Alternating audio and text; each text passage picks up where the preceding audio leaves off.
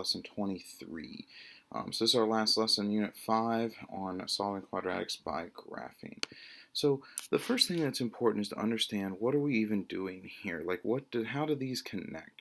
So here you saw an example where this student solved by factoring. So you'll notice, right, multiply -8, add to 2 would be +4 and -2. So they get the factors. Then they use the zero product property rule, right? Anytime you multiply two things together and get 0, then one of them or both of them have to equal 0. So you set them equal to 0 and solve, right? So -4, add 2, so our solutions are -4 and +2. Well, then notice what happens when we graph. The x-intercepts give us those same values. So -4, here you go, 2, here you go.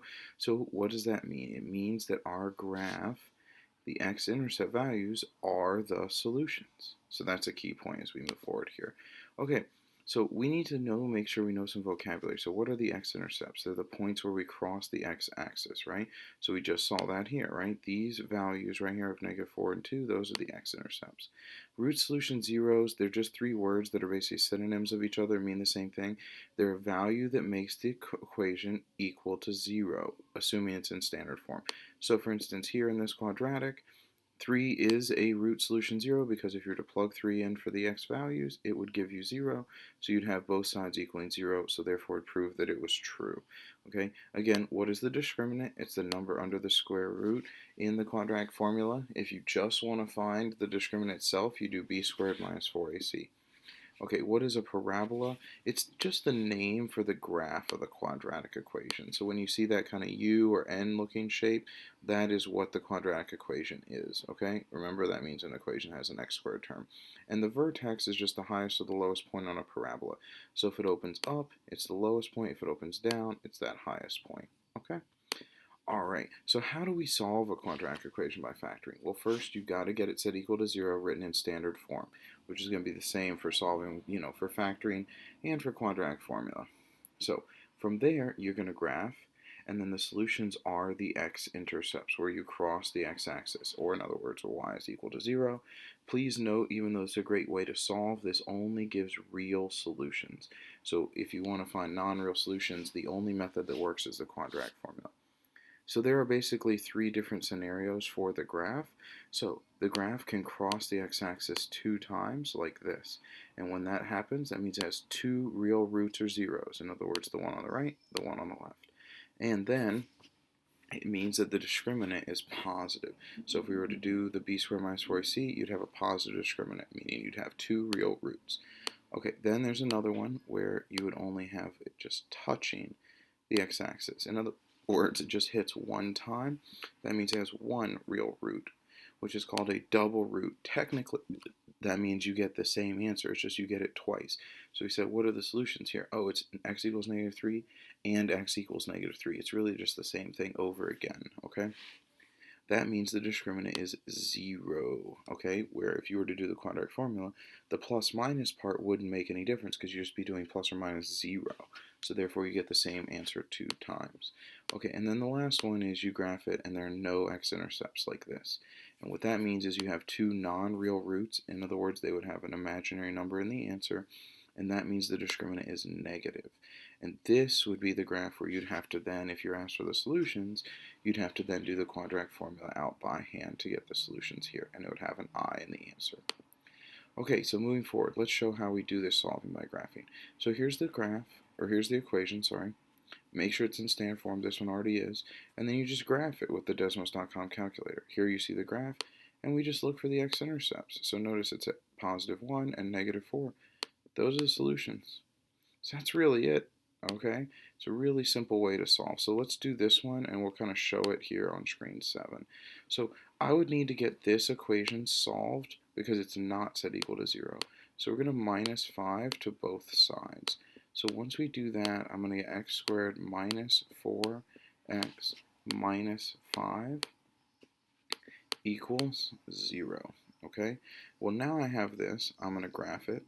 When I graph it, you'll see this, and then I'm looking for my 2 x-intercepts, which here they are, -1 and +5. I'll show that here. So it was supposed to be x squared plus 4x and then minus 5. because we subtracted that 5. So I'm going to hit submit. We see we get the right answer. Now, notice you click on the graph. When you click on the graph, now I'm going to click on those x-intercepts. See how we get -5 and +1? So I'm going to put -5 and +1, and then we get our answers. Okay? That's really it, everybody, in terms of getting the solutions. You graph it, you either see 2 solutions, 1 solution, or if it doesn't cross, then there's no real solutions. Okay, so what do we have to do if we're doing this backwards? So now notice what happens. We're given the graph, and we want to get the equation. Okay, so the first thing first is we identify the x-intercepts. So in this case, it was -1 and then 1.5. We're going to want to write those as fractions. So I wrote the 1.5 as 3/2. Now we're going to get them set equal to 0. So we're basically going to do in reverse of what we did here. Like we have the solutions, we're going to get them set equal to 0 so that we can have the factor, so that then we can multiply these through so we can get the equation. Like that's really what we're doing here. Okay, so in this case, how I get this equal to 0, I'm going to add 1 to both sides. X plus 1 equals 0. Over here, we're going to multiply by that denominator of 2. Then we're going to subtract the 3. We get 2x minus 3. Well, now you just have x plus 1 times 2x minus 3, and you multiply this through like we would Algebra 1 review style. Boom, get your answer. Make sure you put y equals. And now we have gotten the equation of the graph from the solutions. Okay, awesome. So then just to try one here ourselves, here I see the solution is at -2, so that would be x equals -2. And then I see this solution is at +4, so I put x equals 4. Okay? Alright, so now I'm going to need to solve them. So here I'm going to do +2 to both sides, +2 to both sides. So I'm going to get x plus 2 equals 0. And then over here we're going to go -4, -4. We're going to get x minus 4 equals 0. And now I have my factors, and now I'm going to multiply this through. So x times x squared, x times -4, -4x, 2 times x, +2x, 2 times -4, -8. Keep your equals 0 here. Combine your like terms. I mean, from here, this is really just Algebra 1 review. So x squared minus 2x minus 8. And you can put equals 0 or y equals, either way works fine. Okay? Alright, so then the last thing here to kind of connect is, how does the equation and the discriminant match up with the graph? So if I have this equation, and I find the discriminant, notice what happens. I get a positive discriminant, specifically the discriminant here is 9. Since the discriminant is positive, we're going to have 2 real roots. Well then when I see the graph, shouldn't it touch the x-axis 2 times? So you want to be able to kind of connect these. Like if I just told you discriminant's positive, then you should already know what the graph looks like. If I show you the graph, you should know what the discriminant is. You should know how many solutions we have and what kind they are. Right? So we're kind of just connecting these bits. So here, I see the discriminant 0 when I do b squared minus 4ac. Well, that means I'm just going to have 1 time that it touches the x-axis, aka I have the 1 real root or the repeated root. Because the discriminant is 0, it only touches the x-axis 1 time. Lastly, here I see the discriminant is negative. Since the discriminant is negative, we have 2 non-real roots, which means it's not going to touch the x-axis. Okay, so connecting these things is huge. So I'll show that with the matching activity to end here. So here I see a graph. It does not touch the x-axis. Okay, so I'm looking for it touches the x-axis 0 times. There we go.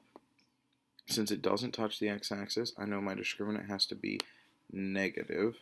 So the discriminant is negative. Now I need an answer that has a negative discriminant. Here we go.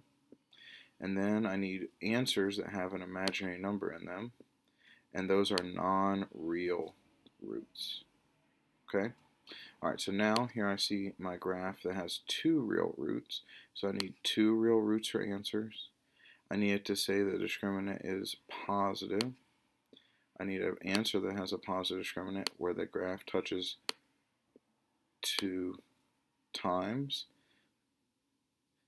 And then, lastly, here I see I have this where we only touch 1 time. So there's only 1 real root, so I need an answer that only has 1 real root. which means the discriminant is 0. So I need an answer of the discriminant is 0. And then I just forgot to put this one here. Bang, and now I see I'm correct. Alright everybody, I hope this helps, and then remember for your graded portion you need to do screens 14 through 20. Remember I accidentally copied screens 16 and 17 twice. You only need to do those. Pick one or the other to do. You don't have to do both. Hope this helps.